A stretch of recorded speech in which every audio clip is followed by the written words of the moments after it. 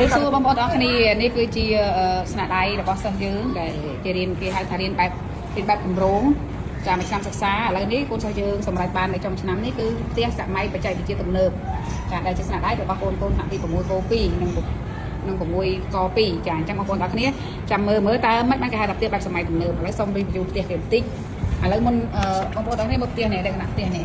គេនឹងមាន solar មាន solar ហើយ sensor គេហ្នឹងហើយនេះមានកន្លែងហាលខោអាវគេស្នូហាលខោអាវគេនេះចាយើងមានស្នូហាលខោអាវហើយស្នូហាលខោអាវនេះនៅពេលដែលមានភ្លៀងគឺយើងមិនចាំបាច់សាទេចានៅពេលដែលត្រូវទឹកភ្លៀងគឺវារត់អូតូដោយស្នូហាលខោអាវនេះវារត់ទៅរកកន្លែងមកលុបខ្លួនឯងចាហើយចាំតិចទៀតអ្នកគ្រូគាត់មកបង្ហាញថាធ្វើម៉េចបានតែថាគាត់រត់ទៅមកលុបខ្លួនឯងហ្នឹងគឺយ៉ាងម៉េចអញ្ចឹងបងប្អូនមកមើលទស្សនវិជ្ជានៅជំវិញមុខផ្ទះគេវិញម្ដងបងប្អូនអើយស្អាតណាស់អានេះជាលក្ខណៈក្មេងធ្វើបើសិនជាយើងសម័យទៅជារូបភាពពិតមែនទេណាអូយដែលបានហតាមានទឹកជ្រោះទឹកអីទៀតបងប្អូននេះមានសួនដំណាំចាមានសัตว์មានអីចាមានក្តីសម័យរបស់ក្មេងនេះយើងមើលឃើញចាកន្លែងអង្គុយលេងចាហើយនេះសួនវាលស្រែចាសួនបន្លែសួនចំការអូយបើយើងសម័យជារូបពិតជាស្ដែងអូយគឺពិតជាអស្ចារ្យចាឥឡូវចាំមើលបងប្អូននេះចាំមើលតើយ៉ាងម៉េចដែលថាភ្លៀងមកវានេះចាឥឡូវអ្នកគ្រូក៏ចាក់ទឹកជាលក្ខណៈភ្លៀងចាដោយសារតែសិស្សអត់នៅសិស្សយកមកដាក់យើង review មុនអញ្ចឹងអ្នកគ្រូក៏ review ឲ្យអញ្ចឹងនេះគឺឧបករណ៍ដែលកັບរៀបចំទុកដាក់ដែលមាន Uno 340ឲ្យជាមួយនឹង sensor ផ្សេងជាមួយនឹងយើងរៀបចំតម្លើងឧបករណ៍ហើយយើងចាប់ផ្ដើមយើងប្រើ USB ដើម្បីយើងសរសេរកូដអញ្ចឹងនៅពេលដែលគាត់សរសេរកូដហើយគឺកាត់តម្លើងឧបករណ៍ហ្នឹងនេះលក្ខណៈអានេះតើតើក្នុងការសរសេរកូដចាតើតើសរសេរកូដទាំងអស់ចាសរសេរកូដយើងតម្លើងឧបករណ៍ទីមួយយើងត្រូវតម្លើងឧបករណ៍តម្លើងរួចអស់ហើយអាណាភ្ជាប់អីរួចហើយបានយើងចាប់ផ្ដើមប្រើ USB ដើម្បីយើងសរសេរកូដយើងសរសេរកូដ USB ចាយើងឥឡូវខ្ញុំរៀប slide នេះឲ្យគេដើម្បីធ្វើបទបង្ហាញនេះការសរសេរកូដនៅក្នុង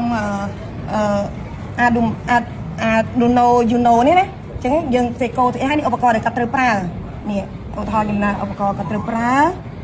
នេះឧបករណ៍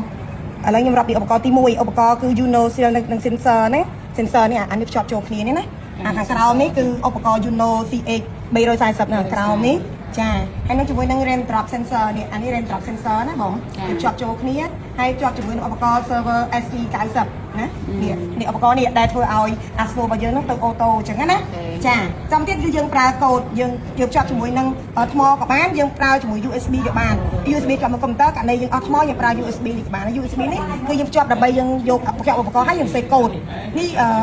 របៀបនៃការតម្លើងឧបករណ៍យើងបានសរសេរនៅក្នុងហ្នឹងណាអាណាភ្ជាប់អីជាប់អីចឹងយើងសរសេរឲ្យហើយចាំបន្តមកទៀតគឺយើងចាប់ផ្ដើមចូលដល់ការសរសេរកូដនេះគឺជាកូដដែលយើងសរសេរហើយយើងក៏បាន copy ចូលទៅក្នុងឧបករណ៍របស់យើងហ្នឹងចាអញ្ចឹងនៅពេលដែលមានភ្លៀងធ្លាក់ឬក៏មានត្រូវទឹកអីចឹងទៅពួកឧបករណ៍នេះវារត់អូតូទៅតែម្ដងហើយដល់ពេលដែលស្ងួតគឺឧបករណ៍នេះគឺចាប់ផ្ដើមមហាលវិញខ្លួនឯងឥឡូវយើងចាប់ផ្ដើមសាកល្បងមើលហើយនេះគឺកែវទឹកហើយយើងនឹងដាក់ទឹកទៅលើ sensor នេះខ្ញុំដាក់តើវារត់មែនអត់ចាអញ្ចឹងនៅពេលដែលវាមានភ្លៀងធ្លាក់គឺស្នូនេះគឺវាត្រូវតែរត់អូតូទៅកន្លែងប្រយ៉ាប់ដែលយើងដាក់តប្រយ៉ាប់តិចមកឲ្យវារៀងវែងតិចមកដើម្បីឲ្យខាងអាវរបស់យើងហ្នឹងចូលទៅក្នុងនឹងអត់មានត្រូវទឹកភ្លៀងតែនៅពេលដែលវាស្ងួតមកវិញករណីថាកម្ដៅថ្ងៃឡើងមកវិញហើយធ្វើឲ្យទឹកហ្នឹងនៅលើ sensor នេះយើងដកចេញចឹងស្នូនេះវាចេញហាលអូតូដែលខ្លួនឯងអត់ចាំបាច់មានមនុស្សដែលនៅចាំមើលទេអញ្ចឹងនេះគឺជាក្តីសម័យរបស់ពួកគាត់ដែលគាត់ចង់បានប្រព័ន្ធបែបនេះដាក់នៅផ្ទះរបស់ពួកគាត់ដើម្បីសម្រួលការរស់នៅជីវភាពរស់នៅរបស់គាត់បានឲ្យស្របជាមួយនឹងសតវត្សទី21អូយពូកែមែនអ្នកគ្រូមកសុំមកអ្នកគ្រូបន្តិចមើលនេះជូតណា